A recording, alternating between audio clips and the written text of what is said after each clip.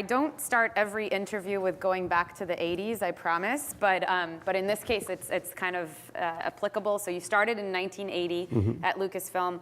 Just very quickly, give us a brief overview of sort of how your career trajectory went with the company, and you recently retired, so good timing for us. Yeah, 2 months into retirement now. So far, so good? So far, it's great. I'm loving it. My career kind of took a severe left turn when I got recruited to Lucasfilm. I had gone to school to be an attorney. I was practicing law in Washington, D.C., kind of minding my own business. Not terribly happy about it, but I wasn't at the point of making a big life choice. And one night I got a call from a friend of mine who said, "How would you like to go to work for George Lucas?" And the first question I had was, what would George Lucas want with somebody like me? There was no connection, but it turned out that there was a mutual friend. Who was the general counsel of Lucasfilm. They were looking for a kind of smart young attorney. Were you a Star Wars fan? No, actually, I wasn't at that point. I was a George Lucas fan because I liked American Graffiti very much. But Star Wars, I didn't quite get at that point. Things would change. But they flew me out to Los Angeles at the time, interviewed me, made me an offer on the spot, and all of a sudden, I was in a very different galaxy far, far away. Yeah. How were those early years? What was the culture like? What was the? I mean, it's early on to, have even started thinking about expanding from the core, right? It was an amazing time for a lot of reasons. We were kind of the kings of the mountain. Star Wars was a phenomenon, the likes of which certainly the entertainment industry had never seen. I started the week that The Empire Strikes Back came out, and there was a lot of doubt about will a sequel to that movie work? Everybody knew how successful Star Wars was, but it worked in spades, and then Return of the Jedi, and we had the sense of not being able to do no wrong. So there was this beautiful myopic culture of infallibility. But it was also a very small company at that time. About how many people? For the corporate part of it, there were about 70, 75 people, and then there was Industrial Light and Magic, which was our special effects house that had a couple hundred people at that point. So it was very small. And George Lucas was somebody who was not reluctant to shake things up. He really kind of understood that change was a way of life and that he needed to be a change agent. And very shortly after I started, he fired the entire senior management, which was a good thing for the company and a great thing for me. It changed my life. What was your mandate early on at the company? The official mandate was just to do contracts. I was doing merchandise agreements. I did Harrison Ford's agreement for Raiders of the Lost Ark. It was all these kind of little things, but I was getting pulled into the general management of the company. So in a lot of ways, my mandate became keeping things together while we were going through this tumultuous period. And then after, when was the decision made? Because at some point, the company even went through a phase where the vast majority of revenue was actually on the licensing front. So when did that evolution happen? Well, for that initial period of the original trilogy, we were doing great. But in 1983, when Return of the Jedi came out, George also announced that he was getting divorced and going out of the Star Wars business, that he wasn't going to make any Star Wars movies. And that kind of ground things to a halt. Obviously, the world didn't stop. Everything, our original audience was getting older. There was so much of our business was built around kids at that time, and kids grow up. And a new generation was moving in. There was a lot of competition in the marketplace all of a sudden. Syndicated television was coming on board, and that's where kids were gravitating to. And Star Wars sales just plummeted at that point. By 1985, you couldn't give away Star Wars merchandise. And we had to make a decision to sort of go underground, just turn things down, not try to drive the market so much. It wasn't until the early 90s that we really started to look at how do we bring Star Wars back. That was the the pivotal time where we evolved into something that was 100% driven by theatrical movies to something that was driven more by consumer products. Okay, so walk us through the process, if you had a process for once that got up and going. You know, what did you have some kind of system for what you would do, what you didn't do? In retrospect, I had a brilliant process. When it was happening at the time, it was sort of live and evolving. But the basic framework was that we had to recognize that our audience evolved. So, you know, if you were a 10-year-old in 1977 when you saw the film originally, and that was kind of the core audience, certainly the audience that was buying product. By 1990, you're, you know, either finishing college, starting your career, starting a family. You know, you're at a very different life stage.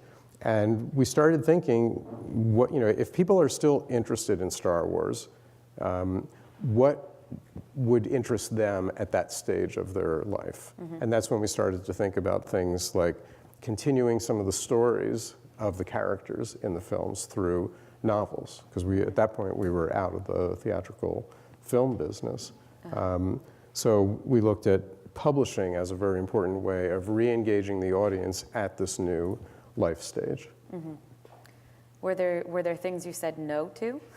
There have always been things we've said no to. We get so many proposals for different things. I mean, one of the temptations of something as ubiquitous and powerful as Star Wars is that everybody wants a piece of it. So there's a lot of greed at work and over-enthusiasm and maybe things that, you know, just aren't right for the brand. Maybe a more interesting question is, what's something that you said yes to, which you later regretted, an extension of the brand? You know, I'm not sure that I can think of a specific thing that I regretted. There were definitely some partners that we went into business with that we regretted going into business with because they just weren't, either they didn't get Star Wars enough or they didn't really have the wherewithal to serve the consumer in the way that, you know, we needed for a brand like Star Wars.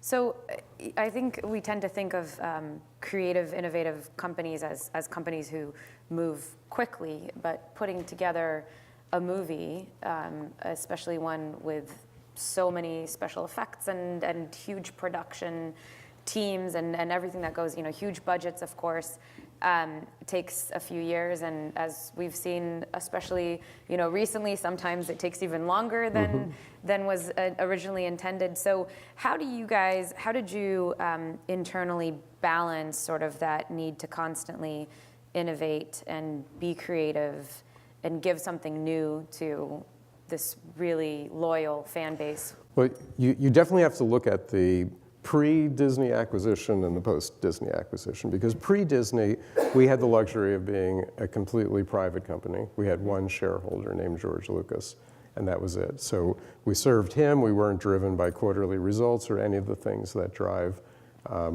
public companies. And it was very clear in the scheme of things that George was the person who was making the films. So he worked according to his own schedule, and we had to work around that. So Were there any downsides to that, by the way? There's always downsides to everything. I mean, the original plan when George said he was going back to make the prequel trilogy was that the first one would be released in 1997. And that got moved to 1998 and then finally got moved to 1999. It completely wreaked havoc with all of our plans, with, you know, most of my life at that point. But it also forced us to come up with other ideas for, well, what do you do to keep the plate spinning? What do you do to keep the audience engaged? Because we were very conscious of moving from this period that was driven by consumer products into a period that was once again going to be driven by theatrical films and the prospect of engaging, like deeply engaging, a new generation.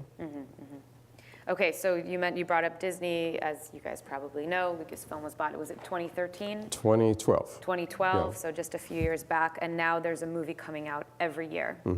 In your experience the last few years at the company, how has that changed things. I'm sure there have been massive changes, but the schedule that you guys are now on.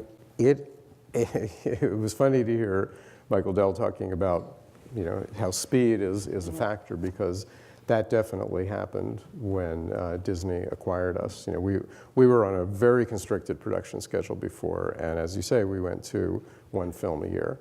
In addition to that, the creative center of the company completely changed. Before, it was George Lucas. George exited the company. All of a sudden, you had Kathy Kennedy, who was, a very talented filmmaker and producer, but she's not George Lucas, and she understood that she was playing a different role. So she had to kind of assemble a creative bench in a way that we never had before. So you have a lot of people weighing in, not always people who have the same deep understanding of what the Star Wars saga is about, particularly mythologically and some of the reasons that it appeals so deeply to people. So it was a little bit more of filmmaking by committee. And then because of the amount of content, there were a lot of questions about where should the content go. Up to that point, Star Wars had pretty much been a space soap opera where you had a certain group of characters that you were invested in and you were kind of following their continuing adventures. But now we're in this paradigm of, some of those, but also spin-off movies that tell ancillary stories. And so what it's meant is that everything that's done with Star Wars right now is a never been done before. What's the amount of consumer products that should be out there? What's the frequency of the movies? What should they cover? And you're getting new learning experiences every year. It's really dynamic, it's really interesting. It's a bit scary, especially for an old timer like me. So you were like, I'm out of here. No. I enjoyed the ride a lot, but after 37 years of doing it, there were other things I wanted to do with my life. So, yeah. No, and I have the highest respect for Disney and for all the filmmakers that are involved in this. It's an amazing group of people. Any questions? It can be related to what you do, or it can be purely a Star Wars question. Yes. I'm going to ask a purely Star Wars question. Okay. I don't have Star Wars. So I'm Rick Day with the Defense Innovation Unit down in Silicon Valley. So you have a brand that has a massively rabid fan base, including people here wearing Star Wars socks, which I did not know were mine today. But Wow. Oh, wow. Very good. Very good. You got a rabid fan base, and you see nowadays the way Disney handles StarArs canon, very well controlled, very tight. But back in the 90s, when it's a proliferation of books and games and other things, did you internally manage the Yes. what is true, or did you kind of let the fans dictate? How did you guys control No. We controlled it very tightly. And that was one of my mandates, because when I began the spin-off publishing program, it was a sacrosanct rule that everything had to relate to each other, be consistent with each other, and of course be consistent with the movies, which were canon. And that was different from the way that Star Trek had done things. And we were pretty religious about doing that. Our biggest problem was a guy named George Lucas, because he didn't necessarily buy into the spin-off fiction and game program and all the alternate universe that we were creating. We wanted it to be one universe. We really felt strongly that that was what it needed to be. But George, as the filmmaker, didn't want to be beholden to somebody else's creative vision. So we would have very interesting skirmishes, because we had a bunch of stuff that became, for the fans, pretty much canon about what happened after Return of the Jedi, what different places in the galaxy were called, and lots of different things. And if he was proposing to do something in the prequels that contradicted that, we would have long debates that usually ended, at least in the first session, with, I don't care, this is what I'm doing. And maybe in the fourth or fifth session would be, well, all right, we could change it this way. That was kind of how it operated. Now that everything is sort of controlled by one central committee, we can have canon that applies across everything. So don't judge us too harshly, please. Other questions? Yes. I have a 40-year-old question. Who shot first? Who shot first? I think it's really clear. No. Look, the That was a very unpleasant controversy. Clearly, Han shot first, because he understood that if he didn't, he was going to be shot first, and that would be the end of things. He was. And George went through this little moment in the course of doing the special edition in 1997 where he questioned the morality of that, maybe without too, maybe he should have questioned more what Han Solo's character was.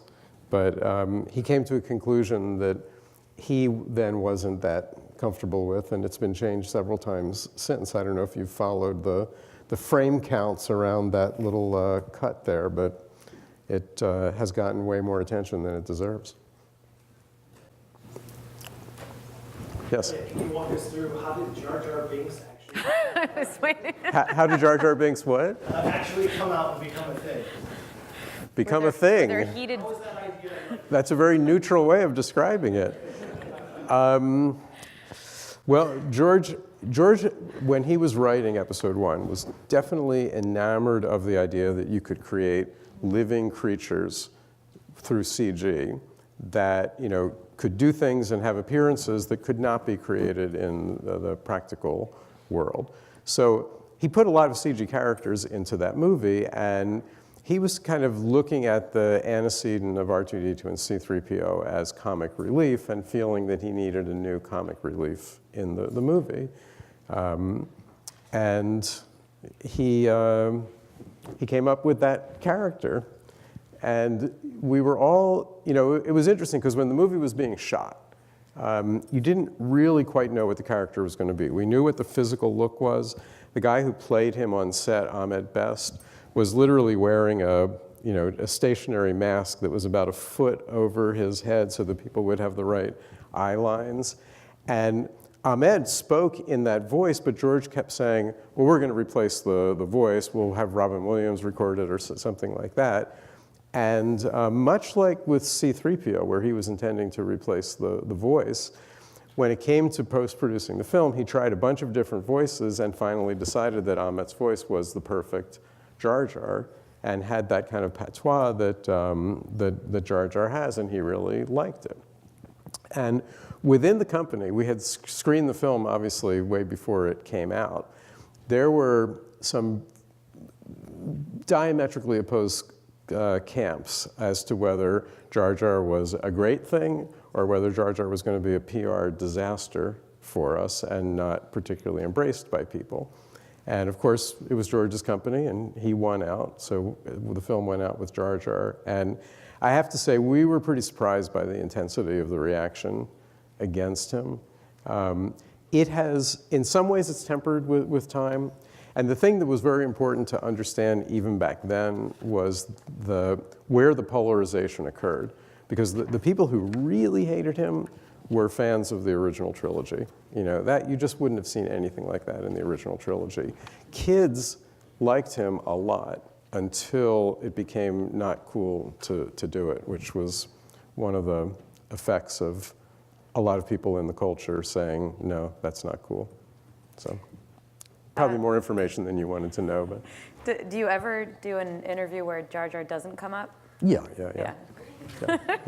So far, we have two very outlying questions that are really interesting, though. Thank you. Thank you so much, Howard. Thank you, Nicole. Thank you. Sure. I'll see you over there.